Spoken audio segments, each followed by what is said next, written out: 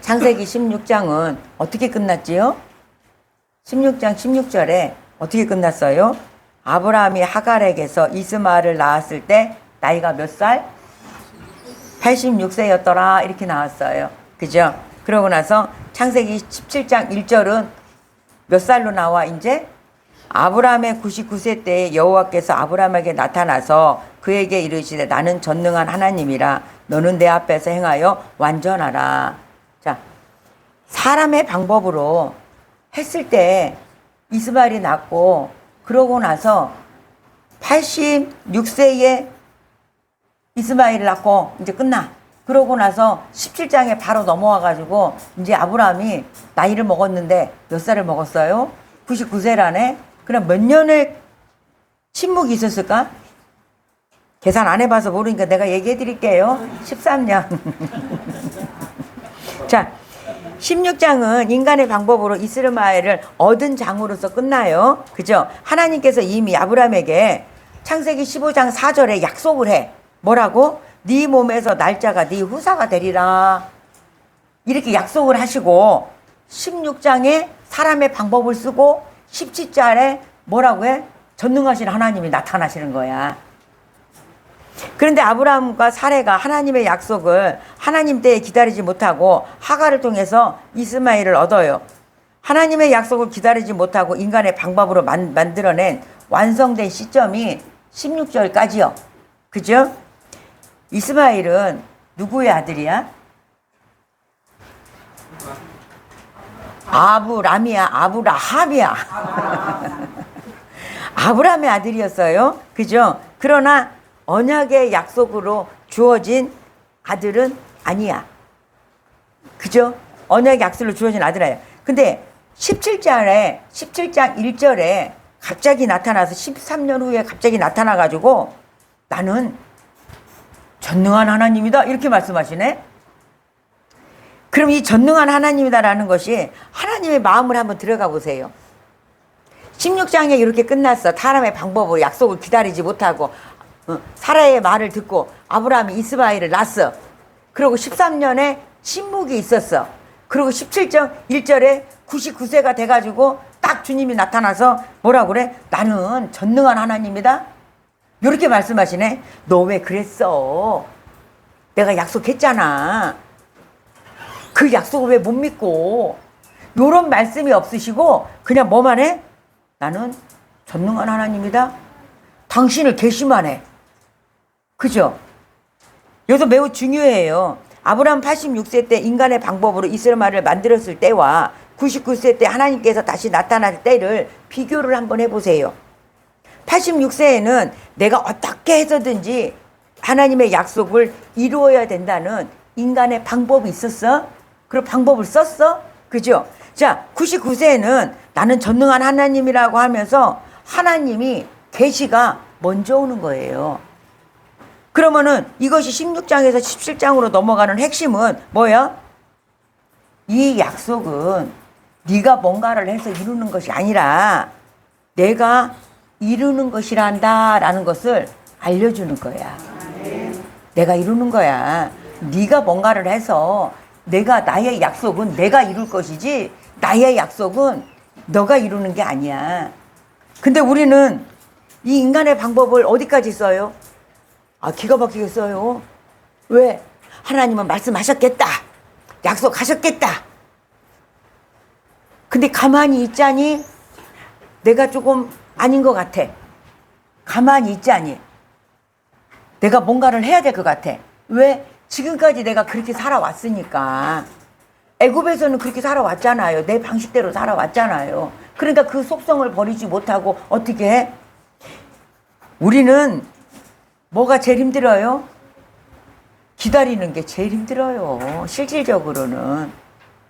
우린 성경을 보면서 에이 아브라함 이러지만은 우리한테 그거를 갖다 놓고 우리 현실에 갖다 놔보세요.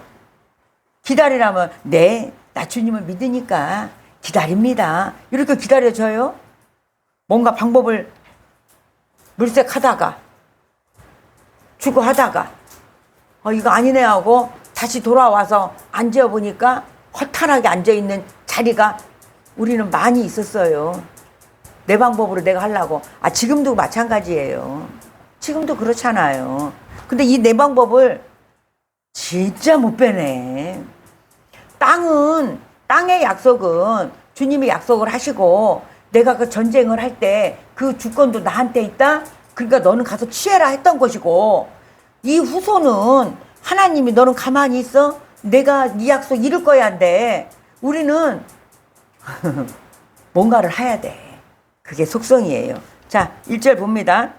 아브라함이 99세 때 여호와께서 아브라함에게 나타나서 그에게 이르시되 나는 전능한 하나님이라 너는 내 앞에서 행하여 완전하라 그래. 그죠? 자, 순서를 가만히 잘 보세요. 하나님이 먼저 자신을 계시해 줘. 나는 전능한 하나님이라고 먼저 자신을 계시해 줘요.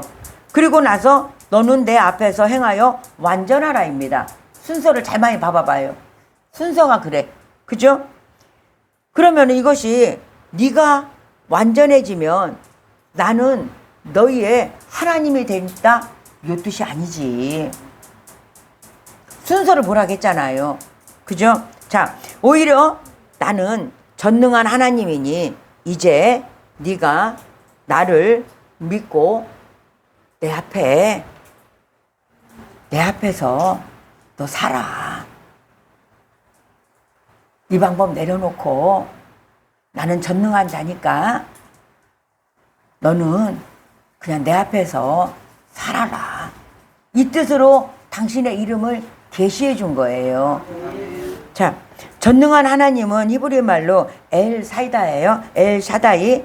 이건 엘 샤다이는 여기에서 처음으로 하나님의 이름을 계시해 주신 거예요. 자, 아브라함이 99세가 되어 자식을 낳을 수 있는 인간적인 기능이 완전히 소멸된 상태에서 하나님이 이 시점에서 나타나서 인간의 불가능이 내가 할 수 없을 때라고 생각을 하고 내가 주님을 바라봤을 때 불가능한 자리 그 자리에서 뭐 하겠다는 얘기야? 하나님이 시작하시겠다는 얘기지. 근데 우리는 이 하나님이 시작하기까지는 내 방법으로 할 수 있는 데까지는 다 하잖아요. 그죠? 내 방법으로 할 수 있는 데까지 다 해.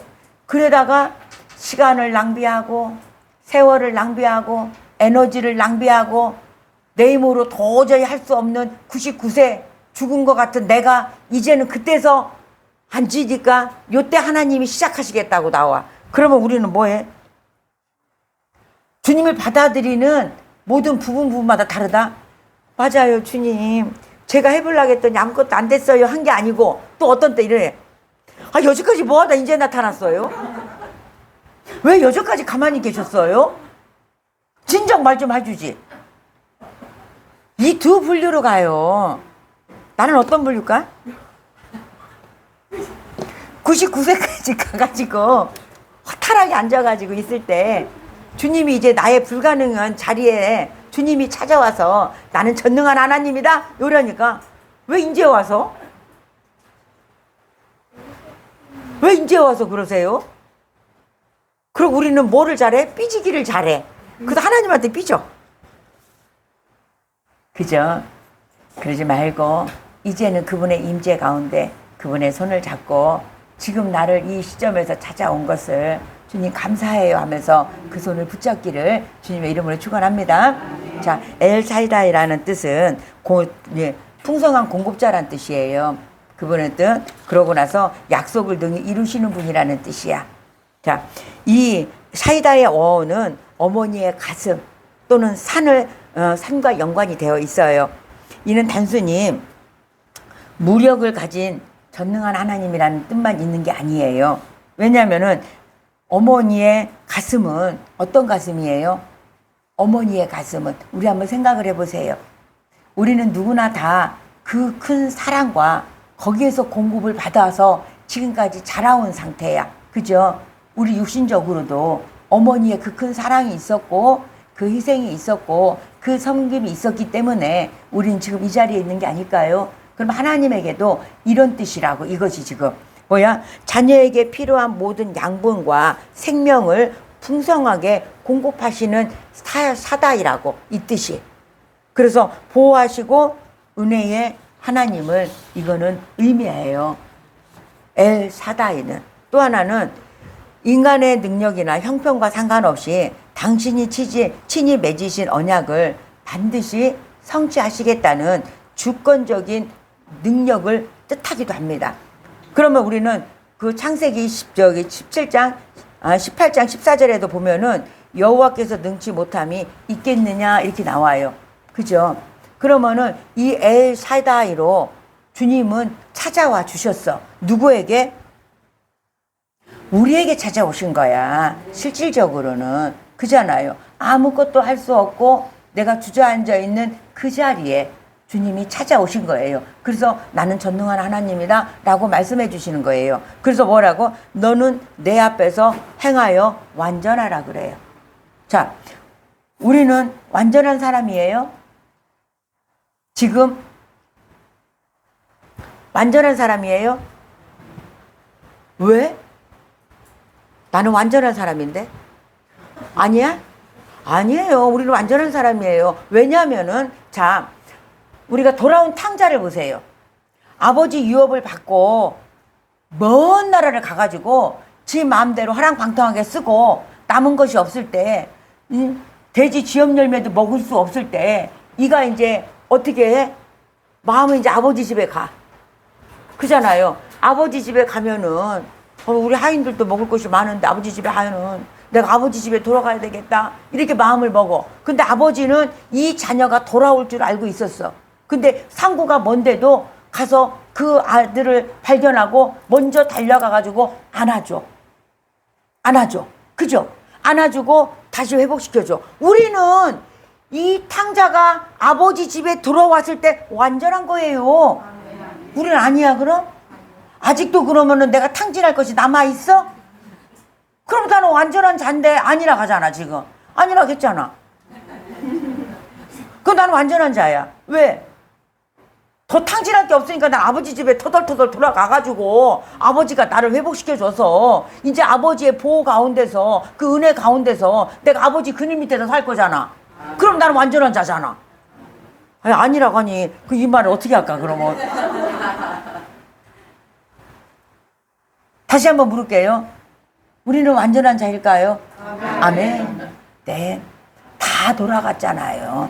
그래서 아버지 그늘에서 아버지가 주시는 양식으로 햇빛도 가리고 비바람도 가리고 가려지잖아. 보호도 받고. 그러면은 완전한 자예요. 그죠? 온전하라 하지 않았어. 완전하라 그랬지. 온전과 완전은 달라요. 자, 이거는 하나님 앞에서 행하라는 거야. 뭐라고? 하나님과의 친밀한 관계성을 의미하는 거예요. 이거는 언제나 그분의 시선에 임재 속에서 그분의 손에 이끌림 받아서 내가 그날 하루하루를 분초를 살아내는 우리야요. 그죠? 자신의 지혜나 이 방법을 이제는 내려놓고 하나님을 의식하며 사는 삶을 말하는 것이 완전한 삶이야. 그럼 우리는 지금 완전한 대로 돌아온 거 맞지요? 이 말씀을 정리하면 뭐냐면은 네 힘과 방법으로 약속을 이루려 하지 말고 모든 것을 공급하시고는 전능하신 하나님을 온전히 신뢰하면서 그분의 임재 안에서 순전하게 걸어가라고 하는 주님이 우리를 향한 말씀이세요. 그럼 우리는 어깨 쫙 펴고 그분 앞에 아버지 집에 돌아왔으니 그분의 보호 가운데 그분의 임재 가운데 그분한테 같이 손을 잡고 걸어가는 그 상태잖아요. 그 상태에서 때때로는 내 안에 뭔가가 있을 수는 있어. 그잖아요. 이건 싸우면 되고 버리면 되는 것이고 그 부분마다가 그거는 그 싸움은 있잖아요. 특히 16장의 실패 이후에 17장에 시작된 점이 참으로 중요해. 이거는 하나님은 아브라함의 실패를 끝으로 말씀하지 않고 언약을 다시 분명하게 세워주세요. 자, 2절에 보면은 내가 내 언약을 나와 너 사이에 세워 너로 심히 번성케 하리라 그래. 그죠? 여기서 핵심은 내가 누가 주체야? 주님이 주체예요. 내가 주체가 아니고. 그잖아요. 하나님께서 내가 언약을 이루려 하지 않으시고 내가 내 언약을 세우린다는 거야. 나보고 이루라고 안 해. 주님이 언약을 다시 세우고 나를 이끌어 가시겠다고 하는 전능하신 하나님이지. 그죠? 아브라함이 기다리지 못하고 하갈을 통해서 이스라엘을 낳지요. 그러나 인간의 실패가 하나님의 언약을 취소하는 조건은 되지 않아. 내가 뭔가를 실수를 하고 다시 어떤 부분에서 연약해서 제 가운데 넘어졌을지라도 나 너하고 이제 언약 안 해. 너 취소야. 이렇게 안 하신다고.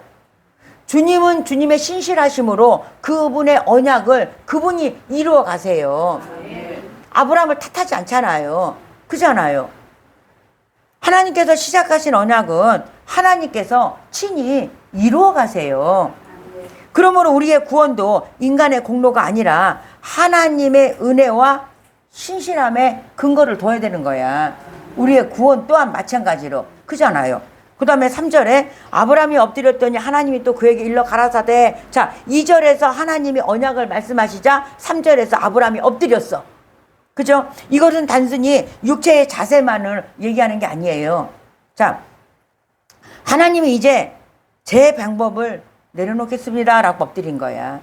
아버지, 이거 내 방법 이제 내려놓을게요. 왜? 99세나 돼서 13년 동안 하나님이 침묵하고 계셨잖아요. 그럼 하나님이 침묵했을 때 아브라함은 어떻게 했을까? 이스마엘로 말미암아 즐겁기만 했을까? 그죠? 그러면 여기에서 이 고백이 가만히 이분의 심령을 보면서 나의 심령으로 와보세요. 내 하나님 이제 삐지는 것이 아니라 왜 이제 나타나셨냐고, 왜 이제 말하냐고, 왜 이제서야 말하느냐고. 그러지 말고 내 주님 제 방법 이제 내려놓을게요 하고 주님 앞에 우리도 엎어져야 되는 태도가 있어야 되지 않을까요? 16절에서 아브라함은 하나님의 약속을 기다리지 못한 인간적인 방법을 사용했잖아요. 그래서 17절에 하나님 앞에서 이제 엎드리잖아요. 자, 즉 이 방법은 자기의 방법을 내려놓고 하나님의 방법을 이제는 수용하고 받아들인다는 얘기야. 하나님의 말씀을 받아들이는 것은 봐봐요. 빈 공간이 있어야 주님의 말씀이 여기 안에 들어와서 수용이 되지. 내가 할 수 있을 때, 내가 내 방법으로 꽉 차여 있을 때는 하나님의 방법을 암만 얘기해줘도 내가 수용이 안 돼. 내 여기로. 비워져야, 내려놔져야 주님의 방법을, 주님의 말씀을 내가 수용할 수 있고 받아들일 수가 있지. 내 것으로 꽉 차 있는데 어떻게 하나님의 말씀이 그 안에 들어갈 공간이 어디에 있겠나요? 예수님도 그랬잖아요. 하나님의 말이 네 안에 거할 데가 없다고 그러잖아요. 그럼 우리는 봐봐요. 하나님의 말씀이 내 안에 거할 때 공간이 있는지 없는지. 나라는 것으로 꽉 차 있는데 어떻게 하나님의 말씀이 어디로만 있어? 여기로만 있어서 가분수가 돼버려. 걸어가지를 못해. 머리통이 무거워가지고. 그래서 이 머리통이 어디로 나와? 요 입으로 나와가지고 뭐만 하고 있어? 정죄만 하고 있어. 하나님의 말씀은 여기에서 여기로 열매로 나와야 되는 거예요.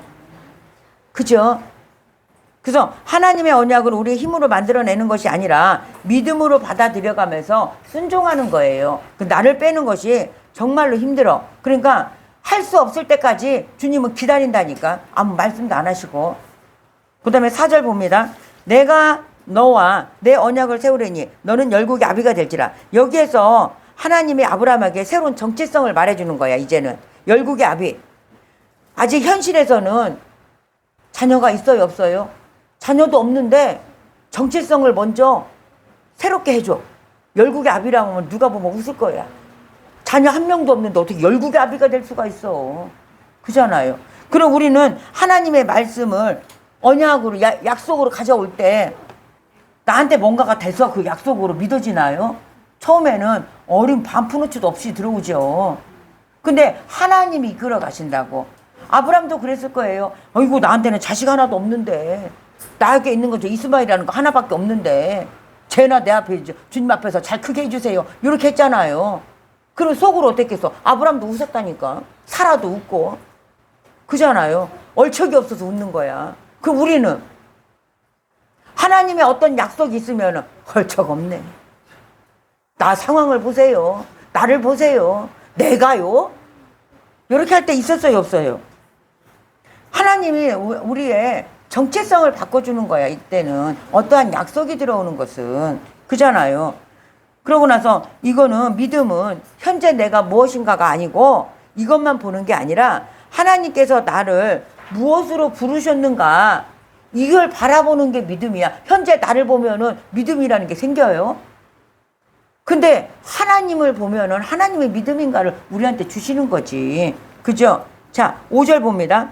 이후로는 네 이름을 아브라함이라 하지 아니하고 그 이름을 아브라함이라 하리니. 이제 이름이 바뀌어. 아브라함에서 아브라함으로 바뀌어요. 이것은 단순히 이 이름 변경의 의미만 갖고 있는 건 아니에요. 언약의 정체성이 완전히 바뀌는 거야. 하나님께서 먼저 아브라함에게 너는 열국의 아비가 될 거라고 말씀하시잖아요. 그리고 그에 맞는 이름으로 바꿔줘. 하나님의 언약이 이제 정체성의 변화가 되는 거야. 그러면은 정체성의 변화가 되면 어디가 변화가 올 것 같아요? 우리의 삶의 변화가 와. 왜? 가치관이 변하니까.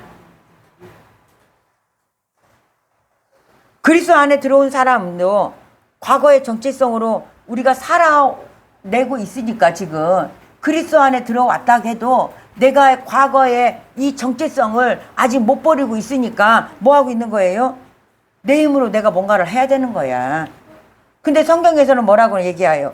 그리스도 안에서 새로운 피조물이 되었다고 말을 하는데 새로운 피조물이 우리는 돼야 되는 거지. 그래서 정체성이 완전히 바뀌어야 되는데 나의 정체성이 하나님이 바꿔주는데 내가 내 힘으로 뭔가를 할 때까지 주님은 기다렸다가 바꾸신다니까. 내가 누구에게 속해 있나는 굉장히 중요해요. 이 정체성이 그거잖아. 내가 누구한테 속해 있나. 내가 아직 애굽에서 이 사상이 애굽 세상으로 지금 있는지, 내가 그리스도와 함께 십자가에 못 박고 다시 부활해서 그 정체성이 주님하고 같이 있는지, 이거는 분별하셔야 됩니다. 삶 속에서도 발견이 돼야 돼요. 그죠? 자, 6절. 내가 너로 심히 번성케 하리니. 하나님께서는 아브라함에게 단순히 개인적 성공만을 약속하진 않아요. 그를 통해서 하나님이 생명과 언약이 이제 여러 세대로 말미암아서 흘려 보내겠다는 얘기야. 자, 아브라함을 통해 가지고 이제 이삭이 났으니까 이삭을 통해 가지고 야곱을 통해 가지고 이제 이스라엘 공동체가 생기잖아. 이스라엘 공동체에 상해서 벌써 그리스도가 나오잖아요. 자, 그리고 그리스도를 통해서 모든 민족에게 뭐해서 복음이 흘러 들어가는 것이지. 그러면 아브라함의 번성은 단순히 내가 잘난다, 잘한다, 잘됐다, 돈을 많이 벌었다, 이거 아니에요. 하나님께서 받은 은혜가 나를 통하여 다른 사람에게 흘러 들어간다는 이 방향으로 보여야 되는 것이지. 그럼 나는 복 있는 사람이에요? 복 받은 사람이에요? 복 받은 사람. 왜? 끊임없으니까. 그리스도가 내 안에 들어오셨으니까 일시적으로 복을 받아가지고 내가 사는 게 아니라 복 있는 분이 나한테 오셨으니까, 복이 나한테 왔으니까 나는 복 있는 사람이지. 그게 정체성이야. 우리의 정체성. 그러면은 복 있는 분이 나의 왕이면 나의 정체성이 바뀌어야 되지 않을까요? 나의 생각이 바뀌어야 되지 않을까요? 나의 모든 삶이 바뀌어야 되지 않을까요? 근데 아직도 나는 복 받은 사람으로 가니까 어떻게 가? 늘 채워지지 않은 공허함 때문에 애쓰시는 거지. 복 있는 사람은 그럼 그것도 나오잖아요, 시편에. 그럼 나의 삶의 정체성과 나의 삶의 모든 주권을 복 있는 사람처럼 행동하고 말하고 살아내지나요? 잘 보세요. 하나님은 우리에게도 은혜를 주시는 목적도 마찬가지예요. 나만 복 받는 것이 아니라 나를 통해서 하나님의 은혜가 흘러가기를 원하시는 거예요. 자, 7절 봅니다. 내가 내 언약을 너와 네 대대 후손의 사이에 세워서 영원한 언약을 삼고. 여기서 굉장히 중요한 말이 나와. 뭔 말이야? 영원한 언약. 하나님의 언약은 일시적인 계약이 아니고 사람의 상황에 따라서 바꿔지는 계약도 아니고 하나님의 신실하심에 근거한 언약이에요. 사람은 이거를 손바닥 뒤집듯이 잘 바꿔, 약속한 것을. 근데 주님은 그 신실하심이, 주님의 그 신실하심이 이루어 가시겠다는 얘기예요. 자, 그리고 그 목적은 분명히 말을 해요. 나는 너와 네 후손이 뭐가 되려고? 뭐가 된다고? 애굽에서 우리를 이끌어낸 것도 뭐가 되려고? 나는 너의 하나님이 되고 너는 내 백성이 되려고. 그럼 누구한테 속했냐가 우리는 굉장히 중요하잖아요. 여기서 가장 언약의 가장 깊은 내용이 나와요. 하나님이 주시는 최고의 복은 땅도 아니고 자녀도 아니고 물질도 아니고 내가 너의 하나님이 되겠다. 어떤 거고 타협하는 것도 아니고 주님의 선언이야. 나는 너의 하나님이 될 거야. 그분의 신실하심이 이것을 이루어 가실 거예요. 그죠? 우리가 그러므로 성경에서 말하는 복의 중심은 하나님을 우리가 소유하는 거예요. 자, 우리가 하나님께 무엇을 얻었다는 것보다 하나님의 자신을 얻는 것이 가장 큰 복이니까 우리는 복 있는 사람인 거야. 자, 시편 119편 57절에 보면은 여호와는 나의 분기시니 나는 주의 말씀을 지키리라 하였나니. 자, 하나님은 나의 분기시 되므로 자연스럽게 하나님의 말씀을 지키는 삶으로 우리는 이어지는 거예요. 그잖아요. 하나님이 나의 분기시면 내 뜻대로 하면 안 되지요. 그분의 말씀을 지켜 행해야 되는 것이지. 그죠요. 하나님은 나의 분기, 하나님의 나의 주인. 그러므로 하나님의 말씀을 따라 산다는 것은 당연히 따라가는 것이지. 이거는 주인 따로 행동 따로인가? 말 따로 행동 따르고 생각 따로 말 따로인가? 아니잖아요. 언행일치가 하나로 돼야 되잖아요. 내가 품은 계획도 내가 말하는 것도 내가 행하는 것도 누구의 말씀 따라? 하나님의 말씀을 따라. 아멘. 이거 정확하게 인지하세요. 이 부분을. 자, 8절. 나는 그들의 하나님이 되리라입니다. 결국 언약의 최고의 복은 하나님이 무엇을 주시는 것이 아니라 하나님이 자신이 우리의 분깃이 되겠다는 얘기야. 하나님의 나의 분깃이라는 고백은 곧 나는 하나님 한 분으로 만족합니다. 이 고백이야. 나는 하나님 한 분으로 만족합니다. 그러면은 우리가 이걸 잘 고백을 해. 나는 주님 한 분이면 됩니다. 주님 한 분으로 나는 감사합니다. 주님 한 분이면 됩니다. 이렇게 고백하는 것이 지금 그분이 나의 분깃이고 그분이 나의 주인이고 그분이 모든 것입니다. 이게 동기가 돼서 고백하는 거잖아. 그럼 나의 삶 속에서도 마찬가지야. 그럼 나의 언어가 정확해야지. 어느 곳에 가서라도 주님이 나의 주인이고 나의 분깃이고 그러라면은 그럼 나의 행동과 언어가 일치가 돼야 되지 않나요? 사람의 낯을 생각해가지고 아유 저 사람은 아직 믿음이 없고 아유 저 사람한테 내가 이 말을 하면 내가 불이익을 당하니까 내가 계산하지 하고 그러면은 여기선 이 말하고 여기선 이 행동하고 하면은 뭐가 되겠어요? 그래서 우리는 이 모든 것이 같아야 돼. 하나가 돼야 돼. 이제는 그다음부터는 이제 할례가 나와. 할례가 나오는데 할례는 생식을 담당하는 육체의 표피를 베어내는 행위예요. 나의 육신의 자아의 힘으로 생명을 만들었던 옛 삶에 대한 절단과 죽음의 온몸을 직접적으로 하는 의식인 거야. 이거는. 자, 13절로 봅니다. 13절 봉독합니다. 너희 집에서 난 자든지 너희 돈으로 산 자든지 할례를 받아야 하리니 이에 내 언약이 너의 살에 있어 영원한 언약이 되려니와. 이 말씀을 네 부분으로 설명해 드릴 거예요. 첫 번째는 너와 너의 집에서 난 자. 이거는 인간적인 출생을 넘어서 언약 안에 태어난 사람들이야. 우리 아브라함이 롯이 잡혀갔을 때 집에서 길리운 자 318명을 얘기를 해. 그죠? 이와 같은 자들. 그 집에서 난 자는 아브라함 집에서 태어나거나 종이나 후손을 가리키는 거예요. 여기서 중요한 원리는 하나님께서 언약의 공동체를 만드실 때 단순히 혈통으로만 보지 않아. 아브라함의 집에서 태어났다는 것은 그 집의 질서와 언약 안에서 자랐다는 뜻이에요. 이 뜻은. 그러면 우리는 그 언약 안에서 그 말씀으로 질서와 그 모든 것을 같이 배워가면서 말씀 가운데서 그 울타리에서 같이 생활하는 자를 말하는 거예요. 그 영적으로 보면은 집에서 난 자는 하나님의 집 안에서 말씀으로 양육되고 세워진 사람이라고 할 수 있습니다.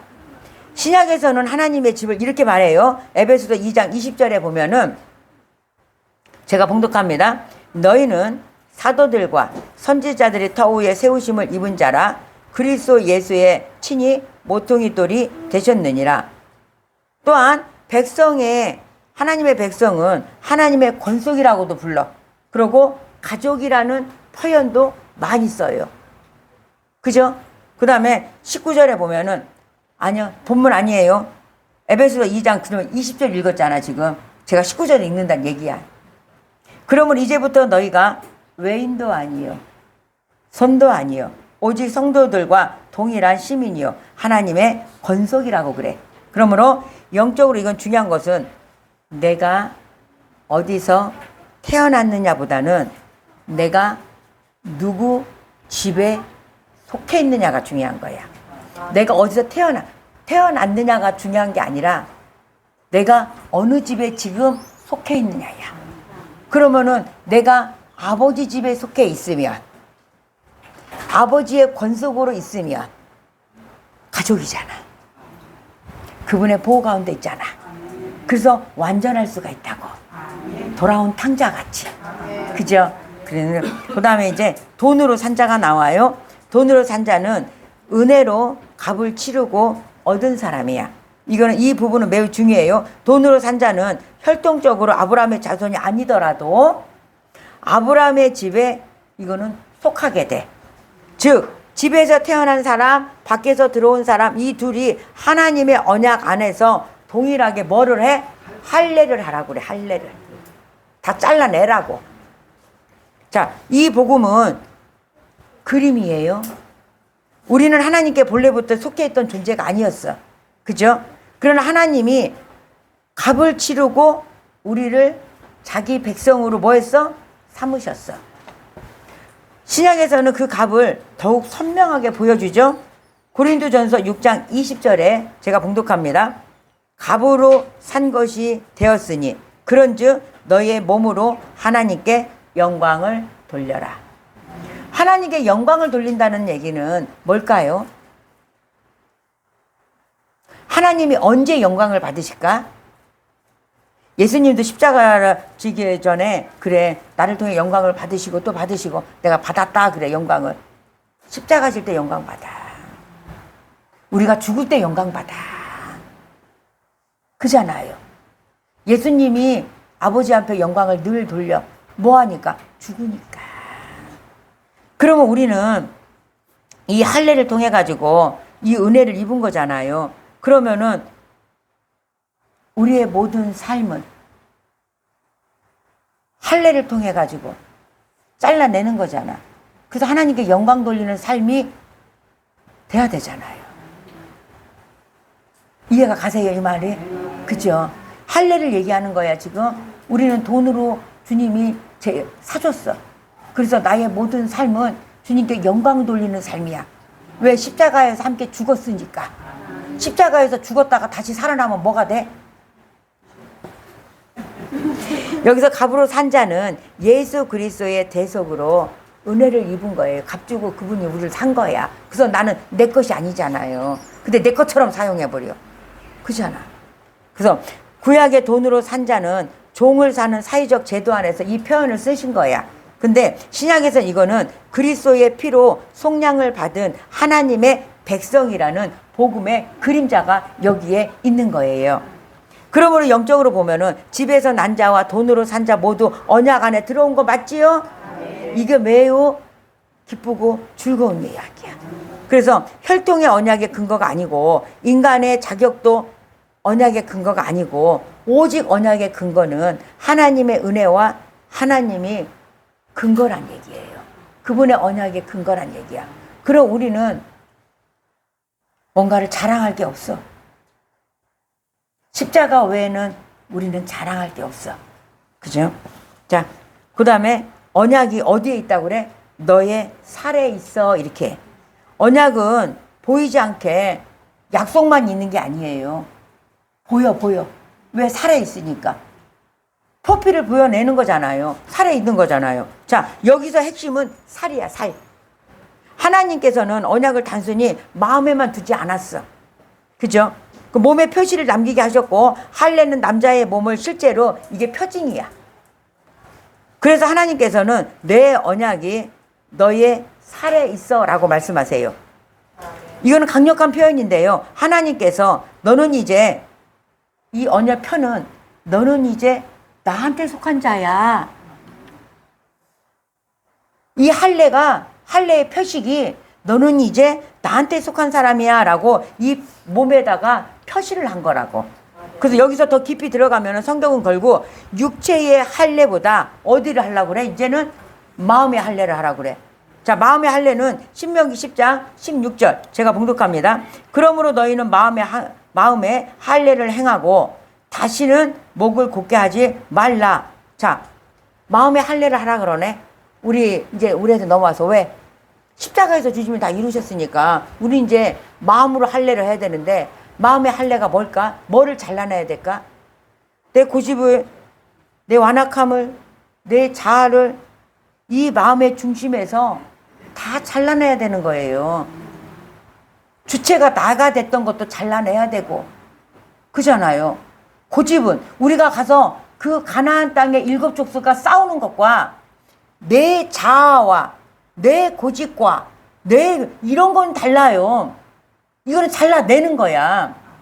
주님은 너는 가만히 있어. 하나님의 구원을 봐라. 가만히 있어야 될 때가 있고 믿음으로 어떤 반응을 해야 될 때가 있고 네가 가서 싸워서 취해야 될 때가 있고 그잖아요. 그럼 내가 잘라내고 회개해야 되는 상황이 있고 요소마다 우리를 그렇게 잘하게끔 그렇게 갖다 다 넣어놨어. 근데 한 가지만 갖고 하는 게 아니잖아요. 왜냐면은 애굽에서 나올 때 너희는 가만히 있어. 오늘 여호와의 구원을 봐라. 그래서 신앙생활 이렇게만 해. 주님이 다 하실 거야. 주님이 하셔. 이것만 갖고 있어. 그러면 잘하지 않잖아요. 그죠? 왜 만나를 너 가만히 입만 벌려. 내가 집어 넣어줄게 하고 넣지 않았어요. 너 아침 일찍 새벽이라 그랬어. 아침 일찍 나와서 왜? 해가 뜨면 녹아버리니까. 아침에 나와서 네 먹을 만큼 네가 집어가. 이 수고하라 그랬어요. 근데 그 수고 안 하고 네. 지금까지 애굽에서 내가 고통받고 뭐하고 노예 생활 했으니까 내가 주님 앞에 오면은 편안하다고요? 나 쉴 수 있다고요? 나 형통하다고요? 요것만 하고 있으면 안 되지. 잘라내야 될 건 잘라내야 되고 믿음으로 반응해야 될 건 믿음으로 반응하고 가서 쫓아내야 될 건 쫓아내고 시인해야 될 건 시인해야 되는 것이지. 그죠? 아멘은 아무도 안 해요. 아멘. 그러면 성경 전체의 연결은 이렇게 볼 수가 있어요. 육체의 할례는 그리고 또 마음의 할례로 들어가라 그러잖아. 마음의 할례는 그리스도 안에서 옛사람을 벗어버리는 거야. 그죠? 그 할례의 핵심은 육체를 끊어라예요. 자, 할례는 단순히 몸을 표시해 의식하는 것이 아니고 잘라내는 행위야. 하나님께 속한 자는 자기의 육체, 옛 본성을 그대로 붙들고 사는 게 아니라 잘라내는 거예요. 그래서 여기에서는 아주 중요한 연결이 있어요. 아브라함의 할례가 그리스도의 십자가까지 연결하는 거야. 그죠? 할례는 육체의 일부를 베어내는 표정이지만 십자가는 옛 사람이 그리스도와 함께 뭐 하는 거야? 죽는 것으로 완성하는 거예요. 그러므로 오늘 우리에게도 필요한 것은 마음의 할례야. 내 고집을 잘라내고 내 방식으로 하려는 마음을 잘라내고 죄에 붙어있는 욕심을 잘라내고 하나님보다 자아를 앞세우는 것을 잘라내고 말씀에 순종치 않는 완고함을 잘라내고 이걸 하시기를 원합니다.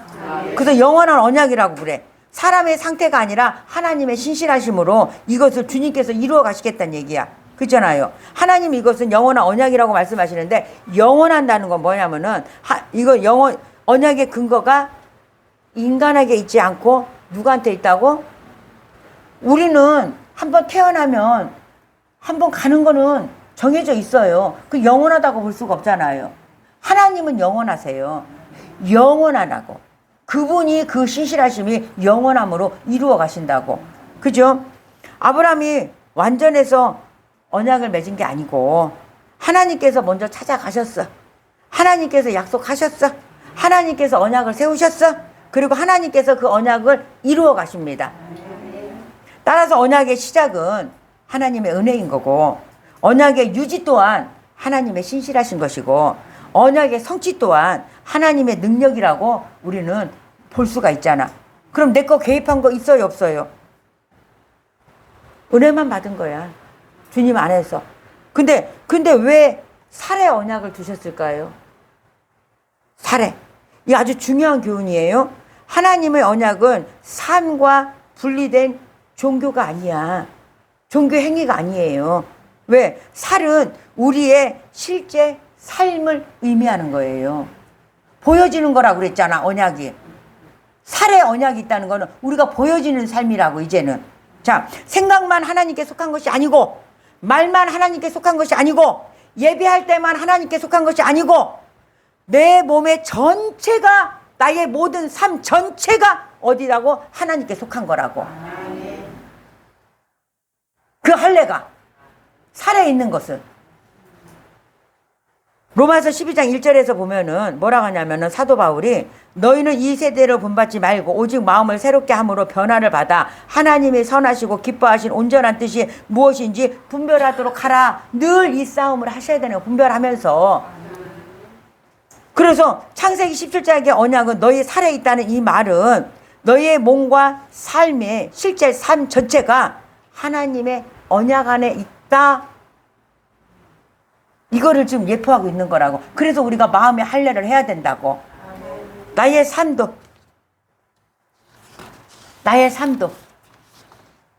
언약 안에 있는 거라고 지금. 그럼 내가 내 삶이니까, 내 시간이니까, 내 몸뚱이니까 마음대로 할까? 주님이 나를 피값 주고 사신 주님의 것이에요. 그분의 언약이 있는 우리야. 그럼 나의 생각도 함부로 할까? 나의 생각은 내 생각이라고 함부로 한다? 이 생각도 함부로 하는 게 아니에요. 그잖아요. 그럼 나의 모든 삶이 주님의 것이고 주님의 언약 안에 있으면 그분의 신실하심을 이루실 건데, 우리는 나는 전능한 하나님이다, 그 풍성한 하신 하나님이라는 거예요. 어머니 가슴처럼. 그잖아요. 그분의 임재 가운데, 그분의 눈동자 가운데, 그분의 손을 잡고 그분의 말씀을 따라 내가 함께 걸어가는 것이 나의 삶이 되어야 되지 않을까요? 그리고 창세기 17장의 언약은 영적으로 정리를 하면은 아브라함에게 언약을 세우셨지요. 이삭에게서 언약이 이어갔지요. 이스라엘에게서 언약 공동체가 형성이 됐지요. 할례를 통해서 언약의 표징을 가져왔지요. 그리고 선지자들이 이 마음의 할례를 요구해. 왜? 구약을 많이 보면 그래요. 예레미야도 그렇고. 그리스도께서 십자가에서 새 언약을 완성하셔. 그리고 성령으로 우리의 마음을 새롭게 해. 그래서 그리스도 안에서 하나님의 백성이 된 것으로 우리는 복 있는 사람이니까 이제 흘러보내는 거야. 이것이 창세기 17장을 지금 주님이 말씀하시는 거예요. 그죠? 그러면은 가만히 보세요.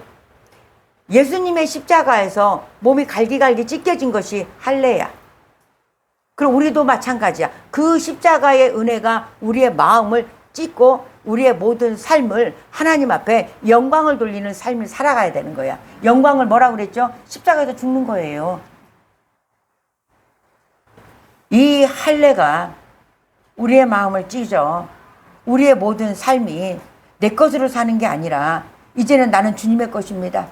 주님 한 분이면 됩니다. 이 고백 속에서 오늘도 주님의 눈동자 앞에서, 그분의 임재 앞에서 나의 모든 삶을 그분께 영광 돌리는 저와 여러분이 되기를 주님의 이름으로 축원합니다.